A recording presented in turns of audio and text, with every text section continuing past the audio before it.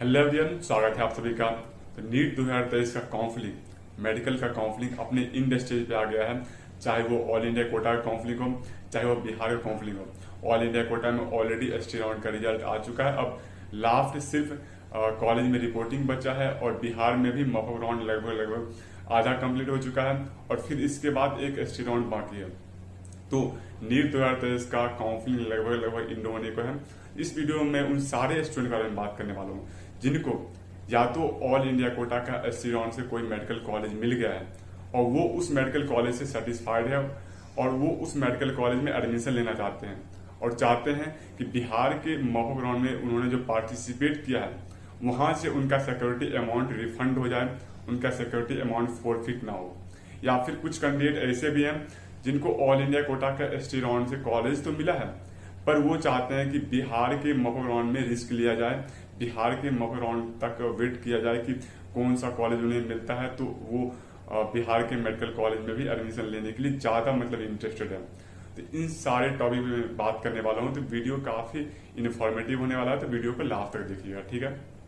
तो सबसे पहले मैं आप लोगों को बता दूं कि बिहार के मॉक राउंड का जो चॉइस फिलिंग का डेट है वो लास्ट 27 तारीख तक था, पर उसको एक 1 डे और एक्सटेंड करके आज यानी कि 28 तारीख 11:59 PM तक कर दिया गया है। तो अब अगर आप चॉइस फिलिंग में कोई भी आप मॉडिफिकेशन करना चाहते हैं तो आप जाके अभी भी मॉडिफिकेशन कर सकते हैं। लास्ट डेट 28 तारीख, टाइम 11:59 PM तक है और आपको चॉइस में मॉडिफिकेशन करने के बाद आपको चॉइस को लॉक कर देनी है। लॉक करके आपको चॉइस का प्रिंट आउट कर लेना है, क्योंकि प्रिंट आउट डाउनलोड कर लीजिएगा। वो प्रिंट आउट आपको काउंसलिंग के टाइम में आपको मांगा जाएगा। अगर आप चॉइस को लॉक नहीं भी करते हैं तो ये डेट खत्म होने के बाद ऑटोमेटिक चॉइस लॉक हो जाएगा। पर इस कंडीशन में आप अपने चॉइस का जो लिस्ट दिए हैं वो आप डाउनलोड नहीं कर सकते हैं, पर वो चॉइस लिस्ट आपको जो भी आपका मोबाइल नंबर है, ईमेल आईडी आप दिए हुए हैं, उस मोबाइल नंबर या फिर ईमेल आईडी पे आपको चला आएगा बिहार बीसीसी की तरफ से, ठीक है। चलिए इसके बाद बात करते हैं उन कैंडिडेट का जिनको ऑल इंडिया कोटा से कॉलेज मिल गया है, वो एडमिशन लेने जा रहे हैं। तो अगर आपको सिक्योरिटी अमाउंट चाहते हैं कि बिहार के मॉक राउंड में आपका सिक्योरिटी अमाउंट वापस हो जाए, तो ऐसे कंडीशन में आप ऑल इंडिया कोटा का एसटी राउंड से आपको कॉलेज मिला है, इसका मतलब आपका रैंक अप्रोक्स 18,000, 19,000 या फिर 20-22 के अराउंड होगा। तो ऑल इंडिया रैंक 18,000, 20,000, 22,000 रैंक पे आपको पीएमसीएच या फिर आईजीआईएमएस बिहार में नहीं मिलने वाला है। इस कंडीशन में आपको क्या करना है कि चॉइस फिलिंग में आपको जाके सिर्फ वो कॉलेज डालना है, वो कॉलेज आपको बिहार के चॉइस फिलिंग में डालना है जो कॉलेज आपको अलॉट होने वाला नहीं है। जैसे कि आप पीएमसीएच मान लीजिए आप डाल दीजिएगा तो पीएमसीएच आपको अलॉट होगा नहीं। अगर आपको कोई कॉलेज अलॉट नहीं होता है तो फिर आपका जो सिक्योरिटी अमाउंट है वो वापस आ जाएगा। तो आप अगर चाहते हैं कि आपका सिक्योरिटी अमाउंट वापस हो जाए तो आप चॉइस फिलिंग में आप सिर्फ एक पीएमसीएच को डाल के आपको चॉइस को लॉक कर दीजिएगा। चॉइस को लॉक कर दीजिएगा, फिर आपको कोई कॉलेज अलॉट नहीं होगा, आपका सिक्योरिटी अमाउंट वापस हो जाएगा। इसके बाद बात करते हैं उन कैंडिडेट का जिनको ऑल इंडिया कोटा में सीट मिल गया है पर वो चाहते हैं बिहार की काउंसलिंग को में पार्टिसिपेट करना। तो देख लीजिए, ऑल इंडिया कोटा में लास्ट रिपोर्टिंग का डेट 30 तक है, 30 सितंबर तक लास्ट डेट है और बिहार काउंसलिंग का रिजल्ट 29 तारीख को आने वाला है, जो कि शेड्यूल के अकॉर्डिंग 29 तारीख को आने वाला है। पर चॉइस फिलिंग 1 डे डिले हुआ है, तो ये 99% आप मान के चलिए कि बिहार का रिजल्ट भी डिले होगा, यानी कि आपका 29 नहीं, अब लगभग 30 सितंबर को आपको रिजल्ट आएगा या फिर हो सकता है उससे भी डिले होके 1 तारीख या फिर 2 तारीख को रिजल्ट आपका बिहार का आ सकता है। तो इस कंडीशन में क्या होगा कि अगर आप ऑल इंडिया कोटा के एसटी राउंड की सीट को छोड़ने का रिस्क लेते हैं तो अगर आपको बिहार के मेडिकल कॉलेज में आपको कोई बिहार के मॉक राउंड में कोई मेडिकल कॉलेज अलॉट हुआ है तो आप वहां पे एडमिशन ले सकते हैं, आपको कोई दिक्कत नहीं होगा। आप ऑल इंडिया कोटा के एसटी राउंड वाले सीट को छोड़ के आप बिहार के मॉक में आपको अगर कोई सीट मिलता है तो आप एडमिशन लीजिएगा, आपको कोई दिक्कत नहीं होगा। आपको बिहार के मॉक राउंड में जो कॉलेज मिला है उसमें आपको एडमिशन दिया जाएगा, आपको रोका नहीं जाएगा।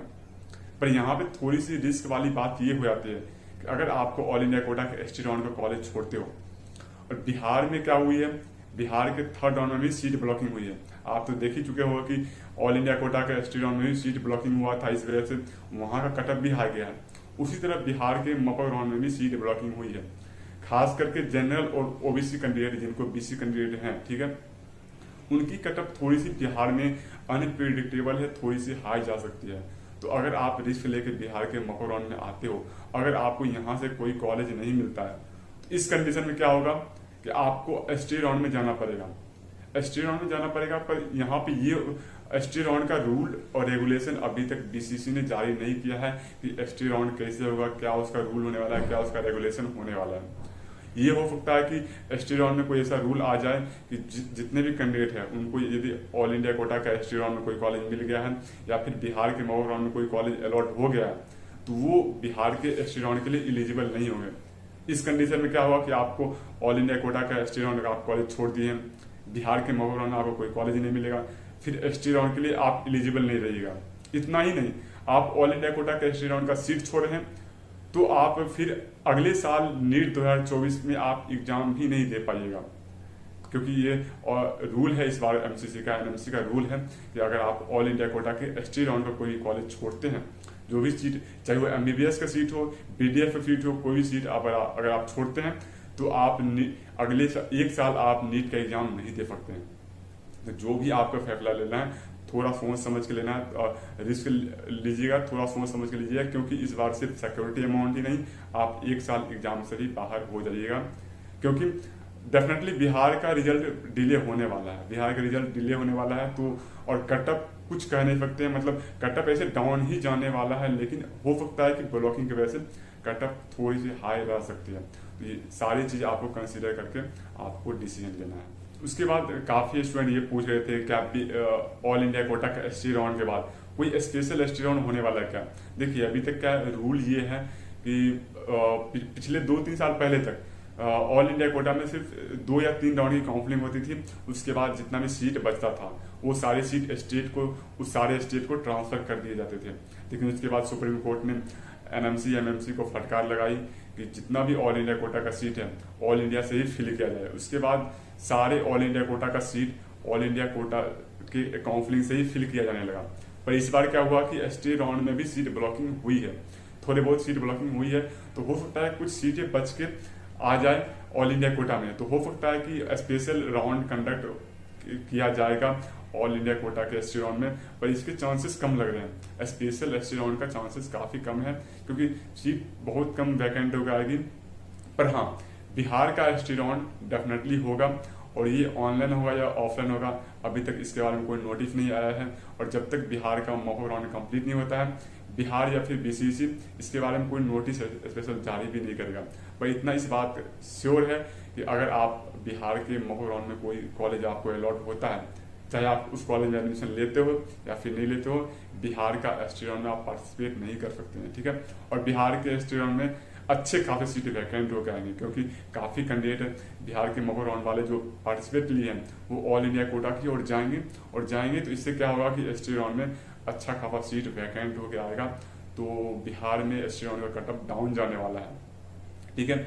और एक बात और कि काफी लोग ये पूछ रहे थे कि बिहार के मॉक राउंड में जो आज चॉइस फिलिंग का लास्ट डेट है, क्या हमको उसमें बीडीएस का सीट बीडीएस चॉइस फिलिंग में करनी चाहिए या फिर नहीं करनी चाहिए। तो मैं आपको बता दूं, अगर आप बीडीएस चॉइस फिलिंग में डालते हो, अगर आपको बीडीएस अलॉट हो जाता है, तो आप एसटी राउंड से बाहर हो, चाहे आपको एमबीबीएस मिल जाए या फिर बीडीएस मिल जाए, किसी भी कंडीशन में आप बिहार के एसटी राउंड में पार्टिसिपेट नहीं कर सकते हो।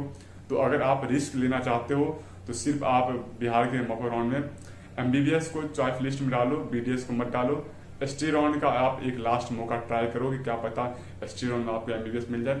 अगर आपको एसटी राउंड में एमबीबीएस नहीं मिलता है तो आप एसटी राउंड में आप बीडीएस भी ट्राई कर सकते हैं, बीडीएस को आप चॉइस फिलिंग में डाल सकते हो। इस वीडियो में इतना ही, और इसके बाद भी आपको कोई डाउट है तो आप कमेंट सेक्शन में पूछ सकते हैं। मिलते हैं नेक्स्ट वीडियो में, तब तक के लिए बाय बाय, टेक केयर।